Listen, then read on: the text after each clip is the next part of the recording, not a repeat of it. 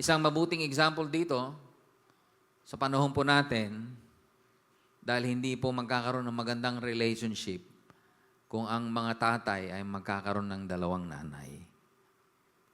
Dapat isa lang. Amen? Pero syempre, panahon nila yon. Amen? Amen po? Kaya nga dapat, kung ikaw ay asawang lalaki, isa lang ang asawa mo. Para walang rival. Walang rivalry. Amen po ba? So her rival, si Penina, provoked her till she wept and would not eat. Ito naman po yung dala-dala naman. Ito naman yung pasakit. Ito naman yung pinagdadaanan ni Hana. Kanina si Jochebed, pinagdadaanan niya, no? May decree na lumabas, ipapapatay lahat ng mga batang lalaki. So ginawa niyang lahat, mahaligtas lang ang kanyang anak. Ito naman si Hana, ang kanya namang dala-dalang krus, kumbaga ay yung hindi naman po magkaanak. No? Maliwanag na labis ang paghihirap ni Hana at sa kultura noon na nakabatay sa dangal at kahihiyan ang isang taong walang anak o hindi magkaanak. Ang pagiging baog ay inuugnay sa halaga ng isang babae. Parang sinasabi ng lipunan na kulang ka bilang babae kapag wala kang anak. At lalo pang pinabigat ni Penina ang kanyang dinadala, paulit-ulit siyang tinutukso at hinihiya. Pakiramdam niya kay Hana na parang mas mababa siyang klase ng babae. Malaking bagay iyon sa panahong iyon. Hindi lang ito personal na sakit, kundi sugat na lantad sa mata ng iba o malaking kahihiyan. Marahil ginagawa ito ni Penina dahil sa inggit na si Hana ay may double portion mula kay Elkanah. Hindi lang ito personal. Dahil kahit siya ang may mga anak, si Penina, kitang-kita naman na mas mahal ni Elkanah si Hana.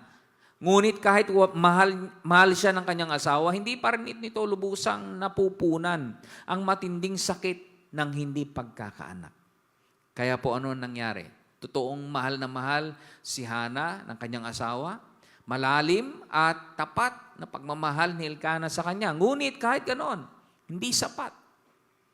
At higit pa roon, wala rin kakayahan si Elkanah na baguhin ang kanyang sitwasyon. Kaya lumapit si Hana sa tanging sa isang makakatulong sa kanya. At ito po ay ang Diyos. Sa talata 11, mababasa ang kanyang panalangin na humihingi sa Diyos ng isang anak na lalaki.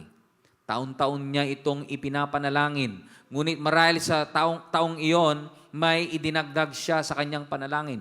Isang bagay na maaring wala noon. Hindi lang siya humingi, natuto rin siyang ganap na sumuko at magtiwala sa Diyos. Basahin natin ang unang Samuel chapter 1 verse 11. Then she made this promise. Pangako po sino to ulit? Si Hana. Sabi niya, Lord of heavenly forces, just look at your servant's pain and remember me. Don't forget your servant. Give her a boy. Then I'll give him to the Lord for his entire life. Nanalangin si Hana, no? Nabigyan siya ng batang lalaki at ipinapapangako niya na iaalay niya, ibibigay niya ang lalaking ito sa kanyang buong buhay, no? Napakalalim ng paghihirap ni Hana kaya gumagalaw lamang ang kanyang mga labi. Dumating po na ang kanyang pananalangin ay labi na lang po ang gumagalaw. So bibigyan ko kayo ng isang ilustrasyon. Nung siya po ay nananalangin sa isang lugar po ng pananalangin, nakita po siya ng isang priest na si Eli. So si Hana nananalangin pero bibiglang ang nakikita. Siguro sa desperasyon, napagod na sa pananalangin, kaya gumagano na lang siya. Pero hindi nila nalaman kung ano yung laman ng kanyang panalangin. Pero kahit walang lakas na tinig, narinig pa rin ng Diyos ang kanyang panalangin. Maaring hindi pa tiyak ni Hana kung paano sasagot ang Diyos. Maaring wala pa siyang nakikitang pagbabago sa kanyang sitwasyon, ngunit hindi siya tumigil manalangin. Pinili pa rin niyang tumugon ng may pananampalataya. Minsan, ang pinakamalalim na panalangin ay hindi nasasabi ng malinaw sa salita. Ngunit lubos na nauunawaan ng Diyos ang iyak ng puso.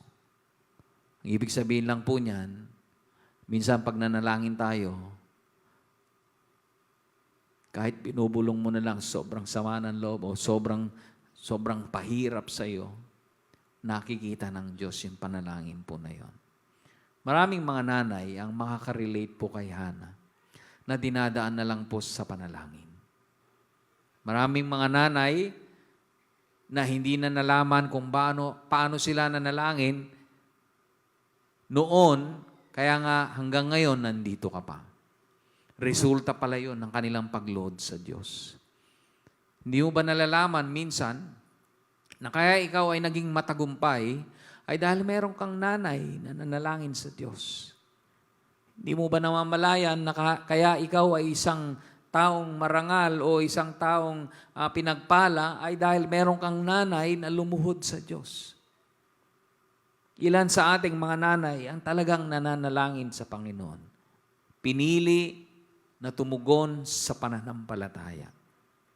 Sa unang Samuel 1:18-19, so the woman went her way and ate, and her face was no longer sad. Then they rose early in the morning, worship before the Lord. Ito po ay si Hana. No? Pinili niyang sumampalataya sa Diyos kahit po hindi pa siya magkakaanak. Ito ay pambihirang pananampalataya na hindi nagtatampo sa Diyos dahil ang mga nanay mananalangin at hindi sila titigil, ang totoong nanay na nagmamahal. Amen po ba? Hindi sumamba si Hana dahil sinagot siya ng Diyos sa kanyang panalangin. Sumamba siya habang nag-aantay ng kasagutan. Ibig sabihin, hindi tumigil si Hana na manalangin. Pinili niyang magtiwala at magpuri kahit wala siyang nakikitang sagot. Iyon ang tunay na pananampalataya. Ang patuloy na pagsamba sa Diyos kahit nasa gitna ka pa rin ng paghihintay at ng pananakit. Isang paalala, ang kwento ni Hana ay hindi isang prosperity formula. Ang pagsamba habang wala pang sagot ay hindi para upang manipulahin ang Diyos. Hindi ka sasamba dahil gusto mo lang mapagpala. No? Hindi ka sasamba dahil may gusto kang mangyari at ito ay pinapanalangin mo sa Diyos. Ikaw ay sasamba dahil ang Diyos ay Diyos. Amen po. Ang pinakita ng kwentong ito ay nakikita ng Diyos ang inyong pasakit. Narinig niya maging ang mga panalangin hindi mo na kayang sambitin ng malakas. Alalahanin mo yung mga panahon, ang nanay mo, wala nang magawa kundi maski sa kanyang pagtulog, iniiyak niya ang bawat isa sa inyong mga magkakapatid. Alalahanin mo yung nanay mo na kahit nasa malayong lugar, punong-puno ng pananalangin para sa iyong kinabukasan. Amen? Ang dapat nating tularan ay ang pananampalataya ni Hana. Hindi lamang ang naging resulta ng kanyang kwento. May ilan sa inyo na matagal nang ipinapanalangin ang mga bagay na ito sa inyong mga anak, sa inyong mga pamilya. Hanggang sa dumating sa puntong hindi nyo na ito masabi ng malakas dahil napagod na kayo. Ngunit hindi pa rin kayo tumitigil manalangin. Dinadala ninyo ito sa inyong mga puso. Daladala ninyo ito sa simbahan at tahimik na inuupuan ang kabigatan na ito. At nais ko malaman po ninyo, ito ay naririnig ng Diyos. Sabi nga po sa Biblia, may mga panahon